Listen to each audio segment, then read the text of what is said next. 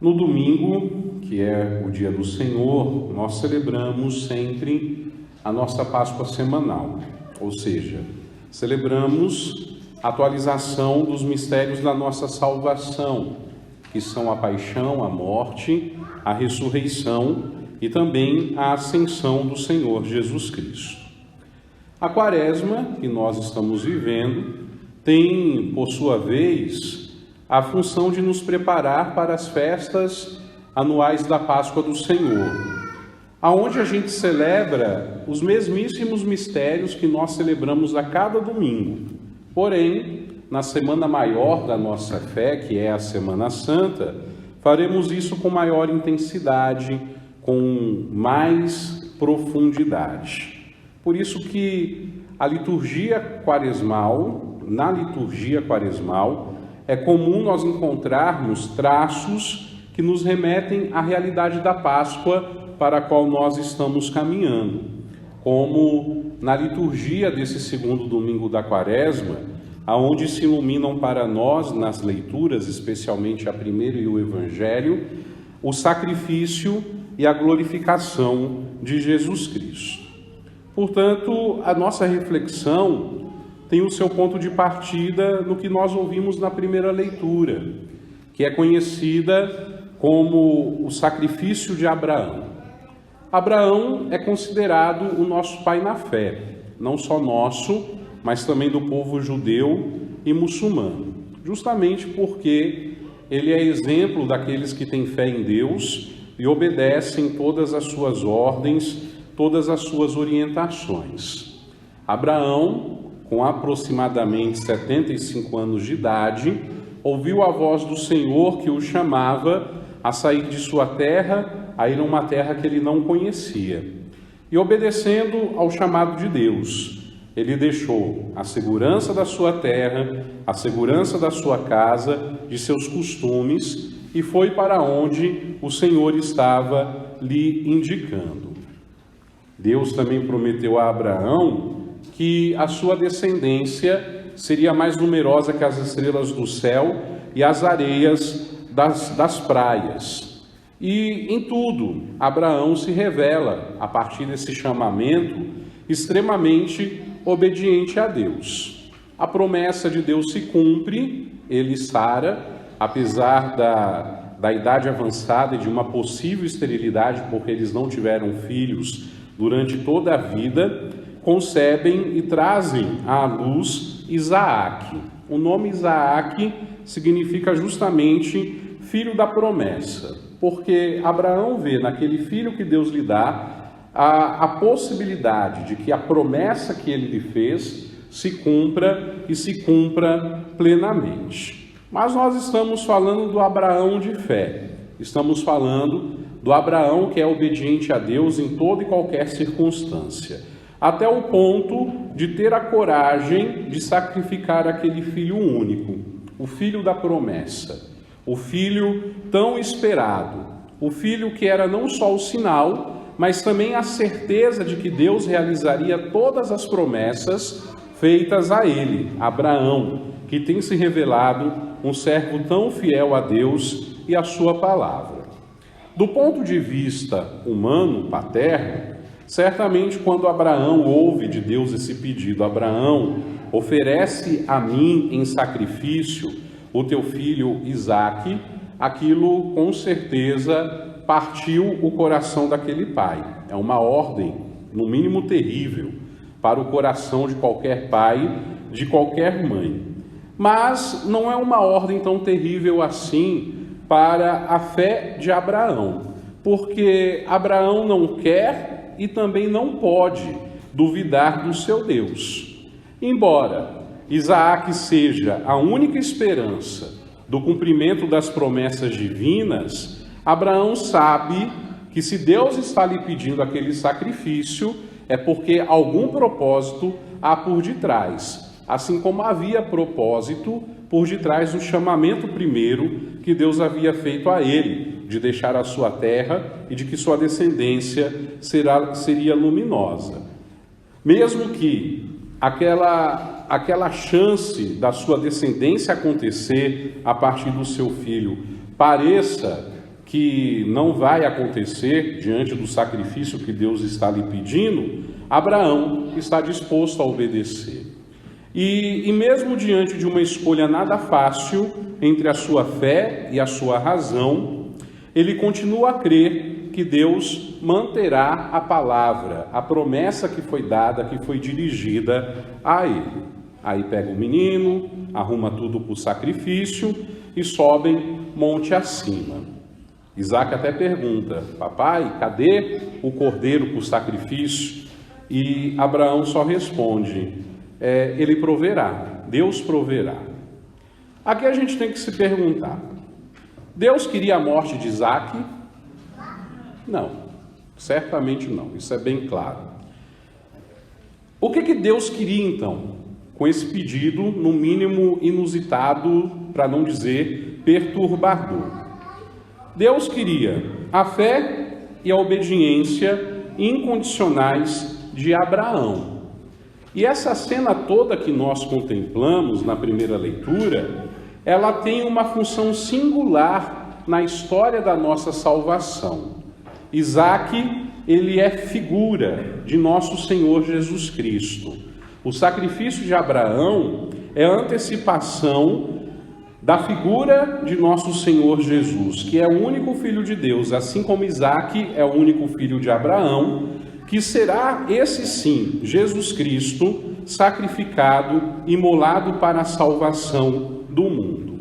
Quando Deus vê que Abraão vai obedecer e vai tirar a vida do próprio filho, ele intervém. E aquilo que não se realizou naquele dia, naquele monte, aquele sacrifício que Deus mesmo impediu, será completado pelo próprio Deus em seu Filho Jesus Cristo. Ele que não poupou seu próprio Filho, mas o entregou por todos nós, para que livremente abraçasse a cruz e nela morresse pela nossa salvação. Isaac subiu um monte, levando às suas costas a lenha para o sacrifício.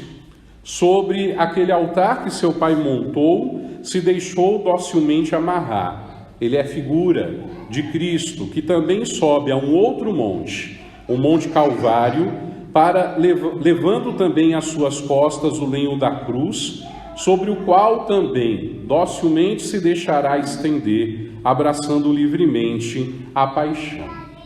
Em Isaac, que foi poupado da morte, Deus realizou suas promessas. Em Cristo, que da morte foi ressuscitado, Deus também realizou suas promessas. Porque na ressurreição de nosso Senhor, surgiu para nós um novo dia. O dia em que toda a humanidade pode enfim provar, sem a separação causada pelo pecado, a vida e a salvação que o Pai nos oferece, em seu único Filho que passa a ser o nosso irmão. E dessa realidade a gente não pode duvidar, porque nas palavras de São Paulo, Jesus Cristo que morreu, mas ainda que ressuscitou e está à direita de Deus, passou por tudo isso para ser o nosso intercessor junto a Deus nosso Pai. Não só interceder, mas como nos dar também a salvação que Deus já havia prometido na antiguidade àqueles que consentiram a realidade do pecado. Aqui a gente contempla essa realidade do sacrifício. E depois o Evangelho nos ajuda a entrar na realidade da glória, da glorificação de Jesus Cristo. Como eu falei no início da missa, o segundo domingo da Quaresma, assim como o primeiro, são tradicionais. No primeiro domingo da Quaresma, a gente sempre fala das tentações de Jesus no deserto. No segundo domingo da Quaresma, a gente sempre fala da transfiguração do Senhor. Isso de acordo com o evangelista de cada ciclo litúrgico. E o evangelista Marcos, hoje, seguindo a tradição, nos apresentou Jesus transfigurado no Monte Tabor. De novo o monte. Isaac sobe ao monte com Abraão para ser sacrificado. Jesus sobe o Monte Calvário para ser sacrificado. E aqui na antecipação da glória de Jesus, também ele sobe ao monte, o Monte Tabor. O monte é aquele lugar onde o ser humano se sente mais perto de Deus, mais conectado com a divindade. Por isso que ele é tão frequente na Sagrada Escritura. Parece que as cenas mais importantes da Sagrada Escritura sempre acontecem no cume de um monte. Aqui no Monte Tabor, nós podemos contemplar, junto com Pedro, Tiago e João, uma visão antecipada da glória do Senhor ressuscitado. E também provarmos um pouquinho do poder de Jesus ressuscitado junto de Deus, o Pai. Só eles três, Pedro, Tiago e João, discípulos do Senhor, talvez porque sejam os mais íntimos ou os mais abertos à compreensão dos mistérios de Deus, são as testemunhas privilegiadas deste acontecimento. Serão eles três também que depois vão assistir ou acompanhar a agonia de Jesus no Getsêmani. Como se o evangelista Marcos quisesse deixar bem claro para nós que a realidade da glória de Jesus e do sofrimento, ou seja, da sua paixão, são dois aspectos inseparáveis do único mistério que é nosso Senhor Jesus Cristo. Então, esses três que testemunham a glória antecipada de Jesus serão os três também que testemunharão a sua agonia no Getsêmani ou no Horto das Oliveiras. Marcos nos traz uma afirmação. E depois que Jesus subiu ao monte com os três, transfigurou-se diante deles. Suas roupas ficaram brilhantes e tão brancas, como nenhuma lavadeira sobre a terra poderia alvejar. Essa cena que os três discípulos contemplam é uma cena tão inaudita, ou seja, tão inédita, do ponto de vista que a razão deles jamais imaginaria que eles pudessem contemplar algo parecido, que a reação dos três, que é manifestada sobretudo na fala de Pedro, não manifesta outra coisa senão o desejo de ficar ali, o desejo de permanecer ali e contemplar como se nunca fosse acabar aquele momento em que o Senhor está resplandecente de glória. Ainda mais porque eles já convivem com Jesus há algum tempo, então eles já conhecem Jesus no seu aspecto externo. Jesus é homem como os outros homens. Eles sabem que Jesus é o Messias, porém, apesar de Jesus ter realizado já inúmeras curas, milagres, sinais, Jesus nunca tinha se manifestado dessa forma diante deles, como aconteceu no Monte Tabor. Agora, eles estão contemplando como de fato Jesus é. Eles estão contemplando a divindade de Jesus. Eles descobrem a face luminosa do Filho de Deus no rosto humano que eles conhecem já há algum tempo. E eles concluem, como nós professamos no símbolo niceno-constantinopolitano da nossa fé, de que Jesus de fato é Deus de Deus e luz da luz. Ali ainda acontece algo que a gente já sabe que aconteceu. Assim como no batismo de Jesus, quando o Espírito desceu em forma de pomba sobre ele e se fez ouvir a voz do Pai, da mesma forma se faz ouvir a voz do Pai naquela teofania, naquela manifestação. E é basicamente as mesmas palavras, tanto no batismo quanto nesse momento da transfiguração. A voz do Pai, inclusive, é muito importante para tornar aquela visão certa, para ser a garantia da visão, para dizer que os discípulos não estão loucos, mas que de fato tudo aquilo está acontecendo. E o Pai diz: este é o meu Filho amado, escutem aquilo que ele diz.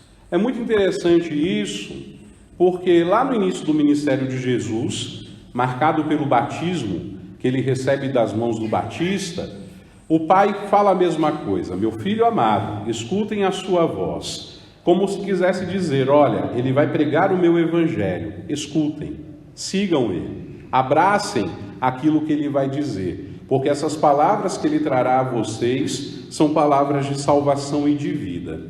E agora, semanas antes, pouco tempo antes da paixão, morte e ressurreição de Jesus, de novo o Pai se faz ouvir, como se querendo dizer: agora é a hora de ouvir de fato. Ouçam aquilo que meu filho dirá, prestem atenção naquilo que ele passará, porque será para cumprir de modo definitivo as promessas que eu fiz lá no passado, na antiguidade, de enviar um Redentor, de enviar um Salvador, para livrar o mundo do pecado e da morte. E esse conselho de Deus Pai é um conselho que nós queremos assumir, que nós queremos seguir. Nós devemos ouvir Jesus, nós devemos ouvir o Evangelho de Jesus, para que a gente viva segundo os seus ensinamentos. Porém, esse pedido do Pai que se renova na transfiguração do Senhor, não é para que ouçamos as palavras de Jesus, como se elas entrassem aqui e saíssem pelo outro lado, mas para que a gente preste bem atenção no movimento que nos trouxe a salvação. Porque é em vista do sacrifício do Cristo na cruz que Deus, nosso Pai, nos salva. Ouvir as palavras de Jesus, ao mesmo tempo, significa compreender que o divino superou de tal modo o humano que, ao revelar-se aos discípulos, eles se enchem de temor e quase que se esmagam de medo diante do tamanho da glória de Deus, diante da tamanha revelação que Deus lhes faz naquele monte sagrado. E acho bom deixar subscrito aqui que todas as outras pessoas na Sagrada Escritura que tiveram contato semelhante morreram e os discípulos continuaram vivos, porque eles precisavam continuar a sua missão. Por isso, a gente volta à fala de São Pedro no Evangelho, que sem saber o que está dizendo, como Marcos mesmo deixa bem claro, ele propõe que se armem ali 3 tendas. Uma para Jesus, outra para o profeta Elias e mais uma para o patriarca Moisés. Elias e Moisés aparecem nessa manifestação para confirmar que Jesus é a continuidade da lei, para confirmar que Jesus veio levar à plenitude a lei escrita pelos antigos, pela qual o povo judeu viveu e celebrou a sua fé. E de fato Jesus tinha dito no Evangelho já: eu não vim abolir a lei, mas vim levá-la à perfeição. Quando Pedro quer fazer aquelas 3 tendas, e ele só fala de tenda para os 3, não fala para ele, para Tiago e para João, que eles devem ficar ali fora vigiando, né? O Senhor, Moisés e Elias. Ele tem a intenção de querer eternizar aquele momento de glória, como se isso fosse possível. Porém, o que Pedro não compreendeu naquele momento, e que nós devemos compreender hoje, é que aquela visão que Jesus lhes dá é apenas um encorajamento para a sua fé, que antes deles chegarem à visão eterna, ou seja, a contemplação definitiva do ressuscitado nos céus, ele e os outros, Tiago e João, precisam descer do monte com Jesus, precisam ainda ouvir Jesus falar sobre a paixão, precisam testemunhar os acontecimentos relacionados à paixão, morte e ressurreição, seguir com Jesus, carregando com ele a cruz. Isso significa viver o mistério pascal.